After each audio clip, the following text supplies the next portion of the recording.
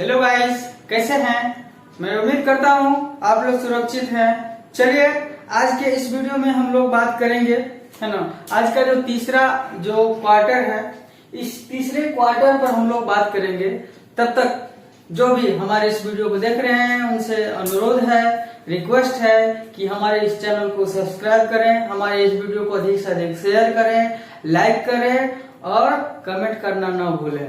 तो चलिए अब हम लोग बात करते हैं, ये जो पोएम है ना, ये जो पोएम है गॉड मेड द कंट्री, ये क्लास 10 का बिहार बोर्ड का जो पोएट्री सेक्शन का जो पहला पोएम है वो गॉड मेड कंट्री है ना, गॉड मेड द कंट्री अर्थात ईश्वर ने राष्ट्र बनाया, है ना। इसके जो पोएट हैं वो है विलियम कॉपर। कौन है ये? विलियम कॉपर है, ये प्राकृतिक कवि हैं और ये अभी अपनी कविता के माध्यम से, है ना, शहरी जीवन और ग्रामीण जीवन के बीच में जो एक पतली सी रेखा खींचे हैं और इसमें ये दोनों का तुलना करते हुए बताते हैं कि है ना, कि किस प्रकार से ग्रामीण जीवन व्यतीत करने वाले लोग और शहर के जीवन व्यतीत करने वाले लोगों में जो अंतर होता है, चाहे वो मानसिक रूप से हो, चाहे वो शारीरिक रूप से हो, है ना, बहुत सारा अंतर को दिखाया गया है। और चलिए इस तीसरे पंच लाइन में, ये तीसरे पंच लाइन के माध्यम से कवि क्या करना चाहते हैं, है ना, अब हम लोग देखते हैं, है ना। कवि का एक ही मत है ना, कवि का कहने का एक ही मत है कि पर्यावरण को बचाइए, पर्यावरण को बचाइए। जब तक पर्यावरण नहीं बचेगी तब तक, है ना, तब तक आप नहीं बच सकते हैं दोस्तों, है ना। एक कहावत है, बिल्कुल सटीक बैठता है कि कवि जो है ना वो अपने कुछ ही शब्दों में बहुत सारी बात को कह जाते हैं। एक कहावत बिल्कुल सही है कि जहां न जाए रवि वहां जाए कवि, अर्थात कवि अपने एक शब्द से, अपने सोच से वहां तक पहुंच सकता है जहां सूर्य के प्रकाश का भी पहुंचना मुश्किल सा हो जाता है। तो दोस्तों चलिए अब हम लोग देखते हैं कि ये जो विलियम कॉपर साहब हैं इस पंचलाइन मतलब थर्ड क्वार्टर में, ना, इस पंचलाइन के माध्यम से हम लोगों को क्या करना चाहते हैं। कह रहा है there only minds like yours can do no harm. यदि आपके दिमाग में परिवर्तन आ जाए, यदि आपके दिमाग में ये बात सेट हो जाए कि हम लोगों को प्रकृति को बचाना है, तभी, है ना, हम लोग इसके नुकसान को, है ना, झेल सकते हैं, इसके जो नुकसान की भरपाई को कर सकते हैं। Our groves were planted to console at noon, then the pensive wanderer in their shades। कहने का मतलब हुआ कि हमारे जो गांव में जो ग्रामीण एरिया है, जहां पर जो फसल लगे हुए रहते हैं, जगह जगह पर उपवन लगे हुए रहते हैं। Our groves were planted to console at noon। दोस्तों कंसोल मतलब होता है सांत्वना देना और ग्रोव्स मतलब होता है उपवन, है ना, जहाँ पे बाग बगीचा होता है, तरह तरह के पेड़ लगे होते हैं, तरह तरह के फल के वृक्ष होते हैं, उसको उपवन बोलते हैं। तरह तरह के जहाँ फूल होते हैं, है ना, उसको उपवन बोला जाता है। Our groves were planted to console at noon, है ना, कि हमारे यहाँ जो पेड़ पौधे लगाए जाते हैं और जो भी पेड़ पौधे हैं, है ना, वो, है ना, वो कंसोल मतलब होता है दोस्तों सांत्वना देना। सांत्वना देना मतलब हो गया दिलासा देना, आराम पहुंचाना। ये जो है कह our groves were planted to console at noon, the pensive wanderer in their shades.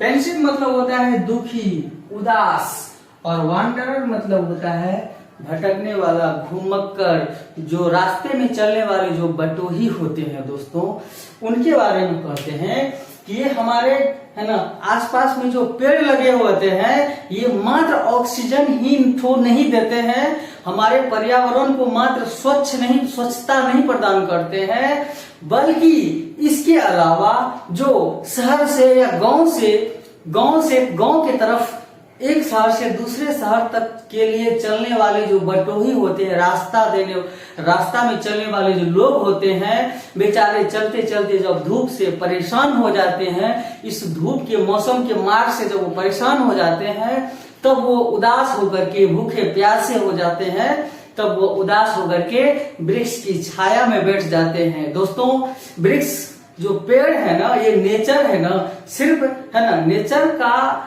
समझिए ना कि ये जो प्रकृति है ये अनमोल है, इसका कोई मोल नहीं है। इतना है ना, इसका यदि मोल लगाया जाए, यदि प्रकृति का यदि मूल्य यदि लगाया जाए, तो ये प्रकृति के साथ ही और अपने आप में बेईमानी होगी दोस्तों। इसीलिए इसका कोई मोल लगा ही नहीं सकता है। इसीलिए कहता है ये जो ग्रोव होते हैं, उपवन होते हैं ना, ये जो दोपहर में धूप में चलने वाले जो है ना लोग हैं, वृक्ष उनको छाया देते हैं। दोस्तों, वृक्ष एक सहनशीलता का प्रतीक माना जाता है। किसका प्रतीक? एक सहनशीलता का प्रतीक माना जाता है। आप लोग देखे होंगे जब आम का सीजन आता है या कुछ भी आता है ना, यदि आप पत्थर से वृक्ष में यदि आप पत्थर फेंकते हैं, तो वो बदले में आपको मारता नहीं है दोस्तों। बदले में उनके पास में यदि वो आम है या कोई फल है, तो वही फल देते हैं आपको। सोचिए कि आप पत्थर मारते हैं और बदले में वो आपको फल दे रहा है। क्या दे रहा है? फल दे रहा है। इसीलिए दोस्तों, पेड़ को, वृक्ष को है ना, सहनशीलता का प्रतीक माना गया है। क्या माना गया है? प्रतीक माना गया है। इसीलिए कवि कहते हैं कि our groves were planted to console at noon the pensive wanderer in their shade, है ना, कि दोपहर में भूखे प्यासे जो भटकने वाले जो लोग होते हैं, है ना, वो भी है ना भूखे प्यासे होकर के, दुखी से उदास होकर के कहाँ जाकर के बैठ जाते हैं? वृक्ष की छाया में बैठ जाते हैं। मतलब वृक्ष जो है ना, वो जो है वो घुमक्कर को, ये बटोही को छाया प्रदान। आप भी चल जाइएगा, ये किसी के साथ में नाइंसाफी नहीं करता है ना। आप भलो उसको काट रहे हैं, है ना, उसकी छाया में बैठ करके काट रहे हैं, तो भी उसको कोई प्रॉब्लम नहीं है।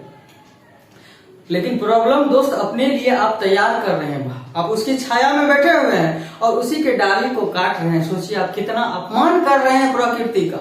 इसीलिए दोस्तों कहा गया है कि प्रकृति जो होता है ना, वो सहनशीलता का प्रतीक होता है ना। ये क्या होता है? सबकी सीमा होती है दोस्तों। यदि कोई भी काम यदि आप सीमा से परे होकर के कीजिएगा, उसका अंजाम बहुत बुरा होता है। इसीलिए ये कवि जो है अपनी कविता के माध्यम से कहते हैं कि ये प्रकृति को बचाइए, वृक्ष को बचाइए, पानी को बचाइए, है ना, व्यर्थ है ना, इसको बर्बाद मत कीजिए, पानी को व्यर्थ बर्बाद मत कीजिए। अभी एक ऐसा भी समय है दोस्तों, एक ऐसा भी प्रांत है जहां पर टाइम से पानी मिलता है। पानी के लिए लोग बूंद बूंद के लिए तरस जाते हैं। इसीलिए ये कवि कहते हैं कि प्रकृति को बचाइए, the pensive wanderer in their shades, है ना। इसका तो मैं बता दिया हूं। अब कह रहा है एट ईव द मूनबीम मतलब होता है दोस्तों चांदनी रात की, चांद से आने वाली जो रोशनी होती है उसको मूनबीम कहा जाता है। और एट ईव मतलब होता है पूर्व संध्या, संध्या से पूर्व, है ना, मतलब जब रात हो जाती है ना, संध्या है ना, मतलब शाम का जो समय होता है उसको कहते हैं ईव, इंग्लिश में कहते हैं eve. At eve the moonbeam sliding softly in between the sleeping leaves in all the light they wish। अब देखिए इतना ही नहीं, फिर जब चांदनी रात होती है ना, जब चांदनी रात होती है तो उस टाइम में जब रात होती है तो ओस जो गिरता है, तो ओस आकर के पत्ती पर, एक दूसरे पत्ती पर जो है ना, ऐसे आकर के वो जमा हो जाता है इस पत्ती पे। और इससे जो पार करने वाली जो ये चंद्रमा की जो रोशनी होती है ना, अभी पत्ते सो रहे हैं, रात में वृक्ष सो जाते हैं, दोस्तों, है ना। कि आप जेसी बॉस के बारे में पहले आप लोग पढ़ चुके होंगे, उनकी कहानी को भी पढ़ चुके होंगे, है ना। इसीलिए कहता है कि रात में जो पेड़ सोते हैं वो बिल्कुल सही है कि कह रहा है कि at eve the moon beam sliding softly in between the sleeping leaves, है ना। और रात के समय में जब वृक्ष के पत्ते जब सो रहे होते हैं चुपचाप, तो उन पर से जो टपकने वाली जो ओस की बूंद होती है, उस ओस के बूंद और, है ना, और पत्ते पर से जो, है ना, जो चंद्रमा की रोशनी जब फिसलती है दोस्तों, वो नजारा कुछ और होता है। प्रकृति देखिए दोस्तों, प्रकृति एक ऐसी चीज है, यदि आप उसको ध्यान से देखिएगा तो बहुत आनंद आएगा, बहुत आनंद आएगा।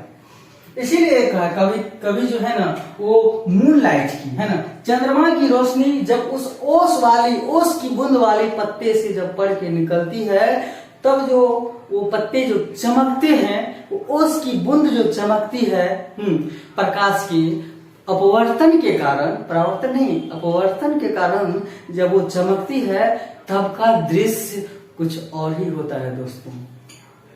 इस माध्यम से दोस्तों कवि जो है ना वो, है ना, इस प्रकृति का वखान करते हैं और कहते हैं कि इतना सब कुछ देने के बावजूद भी तुम लोग प्रकृति को वकस नहीं रहे हो दोस्तों।